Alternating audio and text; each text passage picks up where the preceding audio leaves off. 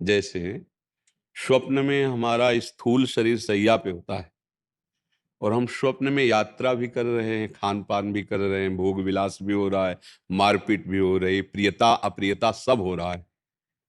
तो ना स्वप्न में कोई शरीर था और ना कोई पदार्थ था, ना कोई घटना हुई थी, सुखद ना दुखद। ये कब पता चला? जब आप जगे।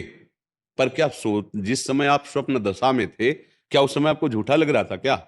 नहीं। तो यद्यपि मृषा पर छूटत कठिनाई। अब उस दुख में स्वप्न से बचा सकता है तो जागरण, जागृत अवस्था बचा सकती है। अब जागृत अवस्था हो जाए, कोई उसे जगा दे या स्वयं से जग जाए, तो उसको यह अनुभव होने लगेगा कि स्वप्न का स्वाप्निक शरीर, स्वप्न की बाजार, स्वप्न की वस्तुएं, स्वप्न का प्रिय अप्रिय, सब का सब झूठा था। कुछ किंचन मात्र भी सत्य नहीं था। ये कौन जान सकता है? जगा हुआ पुरुष। समझ रहे हो ना? ऐसे ही जागृत अवस्था का ये स्थूल दे, ये सूक्ष्म दे, ये कारण दे, ये बिल्कुल मृषा। तो मृषा किसी को हम तो देख रहे हैं, सब है तो स्वाप्निक पुरुष है। मोह निशा सब सोवनिहारा, देखे स्वपन अनेक प्रकारा, ये नानात्व का दर्शन। अब ब्रह्म विद्या, अध्यात्म विद्या के द्वारा या भगवान की अनन्य भक्ति के द्वारा जो हमें ज्ञान प्राप्त होता है, वो जगना होता है। होय विवेक मोह ब्रह्म भागा, मोह का नाश हुआ, जानिस तबै जीव जग जागा, जब सब विषय विलास विरागा। किसी भी भोग में कोई भी आसक्ति नहीं, क्योंकि शरीर को उसने समझ लिया कि ये स्वप्न की तरह है, कुछ चंद्र मिनटों का है टिकाऊ चीज नहीं। जैसे स्वप्न है ना, मान लो लंबा स्वप्न चल रहा है तो स्वप्निक ही, थोड़ा ये उससे लंबा है, बोले 70 वर्ष 80 वर्ष, पर ना ये पहले था ना ये बाद में रहेगा, ये बीच में केवल भास रहा है। जैसे सोने के पहले वो स्वप्निक शरीर नहीं था, वो वस्तुएं नहीं थी, जागने के बाद भी नहीं थी, पर स्वप्न में थी। ऐसे ही वर्तमान में जो भास रहा है, ये हमारी अज्ञान अविद्या की दृष्टि से भास रहा है। नहीं, जिस दिन हमारी ज्ञान की दृष्टि खुलेगी और अविद्या हटेगी, तो भगवान कह रहे हैं वासुदेवा स्वरमिति समात्मा सुदृढ़, केवल वासुदेव है, मत्ता परतरम नान्यत किंचिदस्ति धनंजय। केवल मैं हूं, केवल मैं हूं। भगवान कह रहे हैं मत्ता, मैं ही केवल हूं। तो मुझे भगवान नहीं दिखाई दे रहा और सब कुछ दिखाई दे रहा, मतलब अभी हमारी दृष्टि ठीक नहीं हुई, ज्ञान दृष्टि नहीं हुई, भगवत दृष्टि नहीं हुई। हम आराधना करवावें किससे? शरीर से, मन से, इंद्रियों से, तो ये सब पवित्र होंगे तो इसे भगवत प्राप्ति नहीं होगी। जैसे निर्मल और अचंचल स्थिर जल में नीचे क्या हम देख पाते हैं, ऐसे ही जहां मन निर्मल हुआ, अंतःकरण निर्मल हुआ, इंद्रियां संयमित हुई, अचंचल हुई, स्थिर हुई, तो हम अपने स्वरूप को देख पाते हैं अपने आप से। वो कोई नेत्रों से नहीं, कोई दृश्य नहीं है। वो जो हमारा स्वरूप है, वो दृश्य नहीं है। उसको ऐसे नहीं देखा जा सकता जैसे आपको हम देख रहे हैं, उसको ऐसे नहीं जाना जा सकता जैसे हम आपको जान रहे हैं। वो मेरा स्वरूप है, पर अभी हमने मान लिया इस स्वरूप को, तो उसकी सोच ही नहीं है। आप देखो, हो ना आप, पर आप कहाँ हो बताओ? आप हाथ रख के बताओ मैं यहाँ हूं। कोई भी मशीन लगा ले और आपको ढूंढ ले तो हमें बताओ। वो ऐसा स्वरूप है जो अचिंत्य है, पर हो आप। कोई निकलता है, निकलता है ना, तो है ना कोई, और वो आप हो।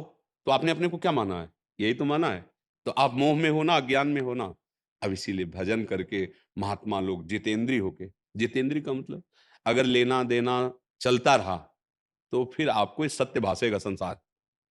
अगर सुख लेना चाहते हो इस विषयों से, तो बिना चाहे बिना मांगे दुख मिलेगा आपको।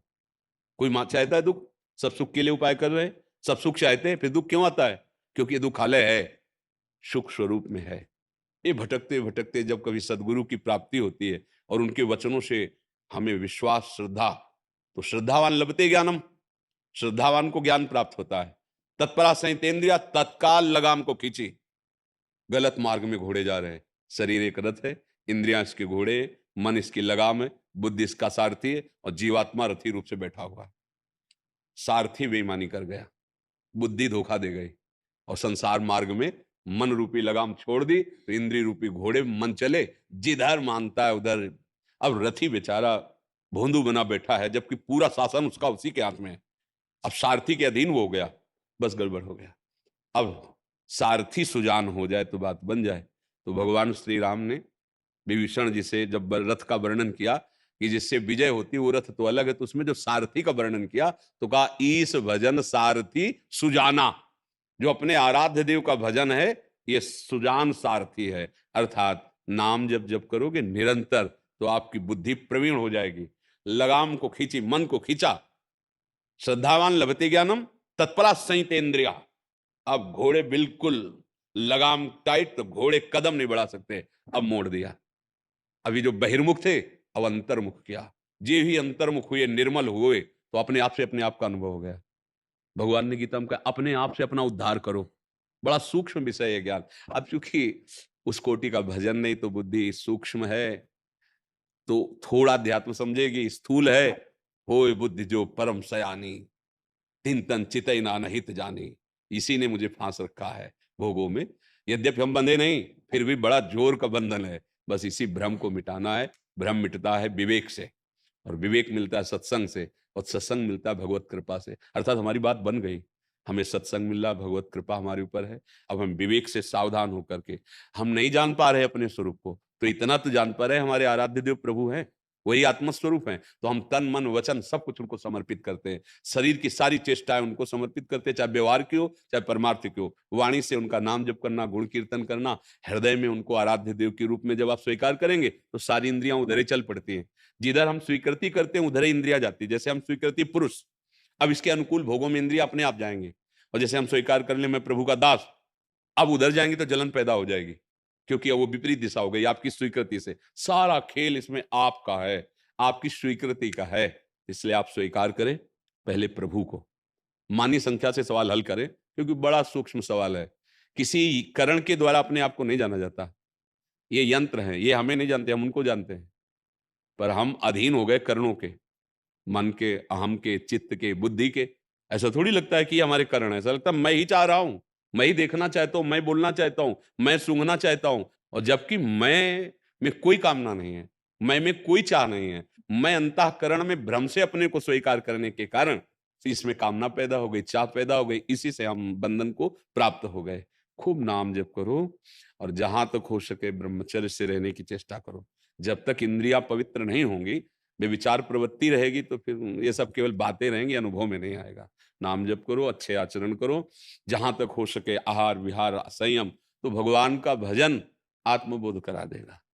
क्योंकि जब निर्मल हुआ ना जैसे जल, और स्थिर है, चंचल हो तो भी नहीं समझ में आएगा, स्थिर तो दिखाई देता है नीचे क्या है। तो सबकी तह में आत्म तत्व प्रकाशित, उसी से सब प्रकाशमान है, और वो मेरा स्वरूप है, वो मैं हूं। ये ना तन हूं, ना मैं मन हूं, ना मेरा स्वभाव है।